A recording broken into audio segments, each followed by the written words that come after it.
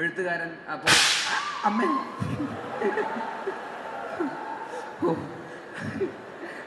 അതുപോലെ തന്നെ ടൊവിനോ, നിങ്ങൾക്ക് എല്ലാവർക്കും അറിയാം, ഞങ്ങൾ ഒരുമിച്ച് തുടങ്ങിയതാണ്. ഇതുപോലെ തന്നെ ഗോദയിൽ ടൊവി നായകനായിരുന്നു. അത് കഴിഞ്ഞ് മിന്നൽ മുരളി ചെയ്തു. അത് കഴിഞ്ഞിട്ട് ആണ് അജയൻ്റെ രണ്ടാം മോഷണത്തിലേക്ക് കയറുന്നത്. അപ്പോൾ എൻ്റെ അടുത്ത് ഈ സിനിമ അഭിനയിക്കുന്ന കാര്യം അന്ന് ജിതിൻ പറഞ്ഞിട്ടുണ്ടായിരുന്നു. അപ്പോൾ അങ്ങനെ ഞാൻ ഇതിൽ ഒരു റോൾ ചെയ്യുന്നുണ്ടായിരുന്നു. അപ്പോൾ ഇതിൻ്റെ പ്രോസസ്സ് എനിക്കറിയാം, ഇതിൻ്റെ ഷൂട്ടിങ്. അപ്പോൾ ഇതിൽ ഞാൻ എത്ര ഇമ്പോർട്ടൻറ്റ് ക്യാരക്ടറാണെന്ന് എൻ്റെ അടുത്ത് ചോദിക്കുമ്പോൾ ഞാൻ പറയും 3 ടൊവിനോ ഉണ്ട്, അത് കഴിഞ്ഞിട്ടേ ഞാനുള്ളൂ. എന്തായാലും അവൻ തന്നെ 3 ചെയ്യുന്നുണ്ട്. പിന്നെ അതിന് വേണ്ട നായികമാരും ഉണ്ട്. അതെല്ലാം കഴിഞ്ഞിട്ടുള്ളൊരു റോളാണ് എൻ്റെ റോള്. അപ്പോൾ 3 റോൾ ഒരാൾ തന്നെ, ഒരു നായകൻ്റെ കാശ് മേടിച്ചിട്ട് 3 പേരുടെ പണിയെടുക്കുക എന്ന് പറയുന്നത് അത്ര എളുപ്പമുള്ള കാര്യമല്ല.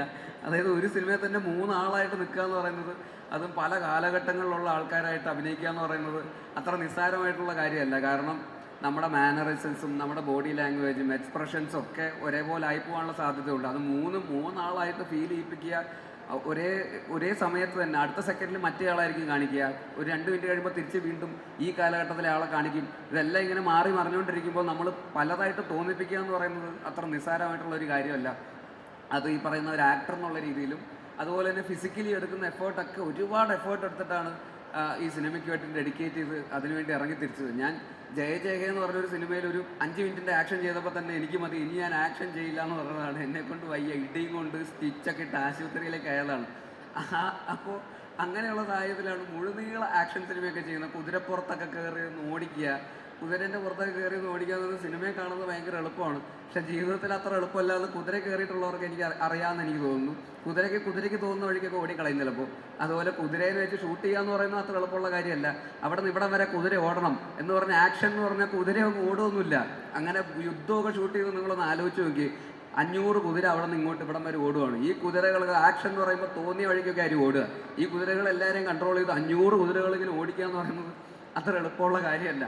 അപ്പോൾ അതൊക്കെ ഒരു അത്യാവശ്യം പണിയുണ്ട്. അപ്പോൾ അതൊക്കെ ടൊവിനോ എന്ന് പറയുന്ന ഒരു ആക്ടർ, അത് ഞാൻ കാണുമ്പോൾ രാത്രിയും പകലും ഷൂട്ടിങ്ങാണ്. എനിക്ക് ആ ഷൂട്ടിങ്ങിൻ്റെ ഇടയിൽ അതൊരു പ്രത്യേക ഒരു ടെറയില്ല ആ സിനിമ ഷൂട്ട് ചെയ്തത്. അപ്പോൾ ഭയങ്കര മഞ്ഞും പൊടിയും ഒക്കെ ഉള്ളൊരു ക്ലൈമറ്റാണ്. അവിടെ പോയിട്ട് രാത്രിയും പകലൊക്കെ ഷൂട്ട് ചെയ്തിട്ട് അവസാനം എനിക്ക് ന്യൂമോണിയ വന്നു. എന്നിട്ട് ഞാൻ ആശുപത്രിയിൽ അഡ്മിറ്റൊക്കെ ആയി. എന്നിട്ട് എനിക്ക് പേടി സ്വപ്നമായിരുന്നു ആ ലൊക്കേഷനിലേക്ക് പോകുമെന്ന് പറയുമ്പോഴേക്കും. എൻ്റെ ദൈവം, ഞാൻ ഇല്ല, എനിക്ക് വയ്യ എന്നൊക്കെ പറഞ്ഞാണ് ഞാൻ അവിടെ നിന്ന് പോയിക്കൊണ്ടിരുന്നത്. അപ്പോൾ ആ ലൊക്കേഷനിൽ നിന്നിട്ട് ഈ പറയുന്ന രാത്രിയും പകലും ആ തണുപ്പത്തും ഈ പറയുന്ന പൊടിയും വെയിലും പല കാലാവസ്ഥ ഫ്ലക്ച്വേറ്റ് ചെയ്തിരിക്കുന്ന സിറ്റുവേഷനിൽ ഫൈറ്റ് ചെയ്ത് പലതരത്തിലുള്ള ആക്ഷൻ സീക്വൻസുകൾ ചെയ്ത് ഇതെല്ലാം കഴിഞ്ഞിട്ട് അതിരാവിലെ കുതിര സവാരി, ഈ പറയുന്ന ഹോഴ്സ് റൈഡിങ് പഠിക്കാൻ വേണ്ടി പോകും. രാവിലെ 6 മണിയാകുമ്പോൾ എണീറ്റ് കുതിരപ്പുറത്ത് പോകുന്ന കാണാം. ഷൂട്ടൊക്കെ കഴിഞ്ഞ് വരുമ്പോൾ അളയും കുതിരേൻ്റെ പുറത്തായിരിക്കും. ഇതും കഴിഞ്ഞിട്ട് പിന്നെ വന്ന് കുറച്ച് നേരം കിടന്നുറങ്ങിയിട്ട് പിന്നെ വീണ്ടും ലൊക്കേഷനിലൊന്ന് വീണ്ടും ഫൈറ്റ്. അപ്പോൾ ഇത് കുറച്ചധികം പണിയെടുത്തിട്ടുണ്ട് ഈ സിനിമയ്ക്ക് വേണ്ടിയിട്ട്. ഞാൻ ചുമ്മാ ഇരുന്ന് പറയല്ല, ഈ സിനിമ നിങ്ങൾ കാണാൻ വേണ്ടി ഞാൻ പറയുന്നതല്ല, നിങ്ങൾ എന്തായാലും കാണണം. പക്ഷേ ഞാൻ ഇതിൻ്റെ പിന്നിലുള്ളൊരു പ്രോസസ്സ്, ഇത്രയും ഹെക്റ്റിക്കായിട്ടുള്ളൊരു പ്രോസസ്സ് സിനിമയ്ക്ക് പിന്നിലുണ്ട് എന്നുള്ള റിയാലിറ്റി ഞാൻ നിങ്ങളുടെ അടുത്ത് ഷെയർ ചെയ്യുന്നതാണ്. അപ്പോൾ അത്രയും പണിയെടുത്തിട്ടാണ് ആക്ടർ എന്നുള്ള രീതിയിലും ഫിസിക്കലിയും അല്ലാതെയും ഒരു ക്യാരക്ടറിനൊക്കെ വേണ്ടിയിട്ട് ഒരുപാട് എഫേർട്ട് എടുത്തിട്ട് ഒരു കരിയറിൻ്റെ ഒരു വർഷം 1.5 വർഷത്തോളം ആക്ടർ എന്നുള്ള രീതിയിൽ തന്നെ അതിനുവേണ്ടി ഡെഡിക്കേറ്റ് ചെയ്തിട്ടുള്ളൊരു സിനിമയാണ്. അപ്പോൾ അതുകൊണ്ട് ടൊവിനോ തോമസ് എന്ന ആക്ടറിന് വേണ്ടിയും ഈ സിനിമ നിങ്ങൾ എന്തായാലും കാണുക. അതിനും ഒരു വലിയ കയ്യടി നിങ്ങൾ പ്ലീസ്. ഈ സിനിമയിൽ അഭിനയിച്ച എല്ലാവരുടെയും പേരിൽ ഇതുപോലെ എടുത്ത് പറയണമെന്നുണ്ട്. പക്ഷേ സമയപരിമിതി കൊണ്ട് ഞാൻ തന്നെ ഇവിടെ നിന്ന് പറഞ്ഞു കഴിഞ്ഞാൽ പിന്നെ അവനൊന്നും പറയാനുണ്ടാവില്ല. അതുകൊണ്ട് ഞാൻ ബാക്കിയുള്ളതും കൂടെ, എല്ലാവരും ഇതുപോലെയൊക്കെ തന്നെയാണ്. അതുപോലെ സുരഭി ആണെങ്കിലും മറ്റ് ആക്ട്രസസ് ആണെങ്കിലും, അതുപോലെ സുജിത്തേട്ടൻ്റെ സ്ക്രിപ്റ്റാണ്. സുജിത്തേട്ടനെ ഞാൻ ഗോദയുടെ സമയത്ത് പരിചയപ്പെട്ടതാണ്. അദ്ദേഹവും അന്ന് തൊട്ട് ഈ സ്ക്രിപ്റ്റുമായിട്ട് കൊണ്ട് നടക്കുന്നതാണ്. അദ്ദേഹവും ഈ പറയുന്ന പോലെ ഒരുപാട് ആത്മാർത്ഥമായിട്ട് എഴുതി അദ്ദേഹത്തിൻ്റെ നാട്ടിൽ തന്നെ സെറ്റ് ചെയ്തിരിക്കുന്ന, കണ്ണൂരുകാരനാണ് അദ്ദേഹം, കാസർഗോഡാണ്. അപ്പോൾ കാസർഗോഡിൻ്റെയൊക്കെ പശ്ചാത്തലത്തിൽ നടക്കുന്നൊരു കഥയാണ്. അതും വളരെ ഒതൻറ്റിക്കായിട്ട് വളരെ റിയലിസ്റ്റിക്കായിട്ട് അദ്ദേഹം അതിനെ കൺവിൻസ് ചെയ്യുകയും എന്ന ഒരു ചിയോദിക്കാവ് എന്ന് പറയുന്ന ഒരു സ്റ്റോറി വേൾഡ് ഈ സിനിമയ്ക്ക് വേണ്ടി ഉണ്ടാക്കിയെടുക്കുകയും ആ ലോകത്ത് നടക്കുന്ന ഒരു കഥയായിട്ട് നമുക്ക് തോന്നിപ്പിക്കുകയും ചെയ്യുന്ന രീതിയിലുള്ള കഥാപാത്രങ്ങൾ സൃഷ്ടിക്കുകയും ഒക്കെ ചെയ്ത ഒരു എഴുത്തുകാരൻ. അപ്പോൾ അമ്മേ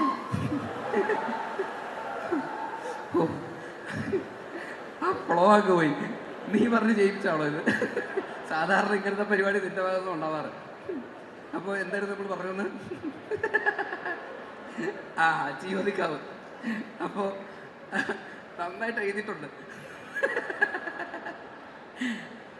അതുപോലെ ഇതിൻ്റെ പ്രൊഡ്യൂസർ ലിസ്റ്റിൻ ചേട്ടൻ, അദ്ദേഹവും ഈ പറയുന്ന പോലെ നേരത്തെ പറഞ്ഞ പോലെ കടം മേടിച്ചും കുടുംബം വിറ്റുമൊക്കെയാണ് എന്നൊക്കെയാണ് അദ്ദേഹം പറയുന്നത്. അത് ഞാൻ വിശ്വസിക്കുന്നില്ല. എന്നാലും ഇത്രയും റിസ്ക് എടുത്തിട്ടാണ് ഈ സിനിമ അദ്ദേഹവും ചെയ്തിരിക്കുന്നത്. കാരണം ഇതിന് അത്യാവശ്യം നല്ല രീതിയിൽ കാശ് ചിലവായിട്ടുണ്ട്. അപ്പോൾ അത് ഇത്രയും ലാംഗ്വേജസിലൊക്കെ ഇറക്കി ഇത്രയും ആൾക്കാരുടെ മുമ്പിലേക്ക് എത്തിച്ച് അത് ആ സിനിമ ഇവിടെ ഒന്നും നിൽക്കേണ്ട ഒരു സിനിമയല്ല, അത് കുറേ കൂടെ ലാർജർ ഓഡിയൻസിലേക്ക് ഇത് എത്തണം എന്നുള്ളൊരു വിഷൻ അദ്ദേഹത്തിൻ്റെ ഭാഗത്ത് ഉണ്ടാവുകയും അങ്ങനെയാണ് ARM എന്നുള്ള പേരിലേക്ക് എത്തുന്നത് തന്നെ ആ ഒരു തോട്ട് പ്രോസസ്സിൻ്റെ ഭാഗമാണ്. അജയൻ്റെ രണ്ടാം മോഷണം എന്ന് ഹിന്ദിയിലും തമിഴിലൊക്കെ പോയി കഴിഞ്ഞാൽ അവർക്ക് ചിലപ്പോൾ ചേട്ടാ ഒരു അജയൻ്റെ എന്ന് പറയാൻ ചിലപ്പോൾ ടിക്കറ്റ് എടുക്കാൻ നേരത്തെ ചിലപ്പോൾ ബുദ്ധിമുട്ടുമായിരിക്കും എന്നുള്ള ഒരു റിയലൈസേഷൻ കാരണമാണ് അദ്ദേഹം അതിന് ARM എന്നിട്ട് കഴിയുമ്പോൾ ഇപ്പോൾ തമിഴ്നാട്ടിൽ പോയാലും ഹിന്ദിയിൽ പോയാലും എല്ലാവർക്കും ദോ ARM എന്നൊക്കെ പറയാൻ എളുപ്പമാണല്ലോ. അപ്പോൾ അത് നല്ലൊരു കയ്യടി അദ്ദേഹവും അറിയിക്കുന്നുണ്ട്. ആ റിസ്കിന് എല്ലാവരും പ്ലീസ് ലിസൺ ചേട്ടൻ, അതുപോലെ എല്ലാ ടെക്നീഷ്യൻസും, ADs, ബാക്കി ക്രൂ, ഇവരുടെയൊക്കെ എഫേർട്ട് നേരിട്ട് കണ്ടിട്ടുണ്ട്. അതിൻ്റെ ഒരു ചെറിയ ഭാഗം എന്നുള്ള രീതിയിൽ എനിക്കിത് വളരെ ജെനുവിനായിട്ട് പറയാൻ പറ്റും. അപ്പോൾ തീർച്ചയായിട്ടും ഈ സിനിമ ഓണത്തിന് തിയേറ്ററുകളിലെത്തുമ്പോൾ നിങ്ങളുടെ എല്ലാവരുടെയും സപ്പോർട്ട് ഉണ്ടാവണം. മലയാള സിനിമയ്ക്ക് നമുക്ക് എന്താ പറയുക അഭിമാനിക്കാവുന്ന, മലയാളികൾക്ക് അഭിമാനിക്കാവുന്ന ഒരു സിനിമയായിട്ട് അജയൻ്റെ രണ്ടാം മോഷണം മാറട്ടെ എന്ന് ആത്മാർത്ഥമായി ആഗ്രഹിക്കുന്നു. ഒരിക്കൽ കൂടി നിങ്ങളുടെ എല്ലാവരുടെയും സപ്പോർട്ട് ആഗ്രഹിക്കുന്നു. ഇതിലുള്ള എല്ലാവർക്കും ആശംസകൾ അറിയിക്കുന്നു. Thank you so much.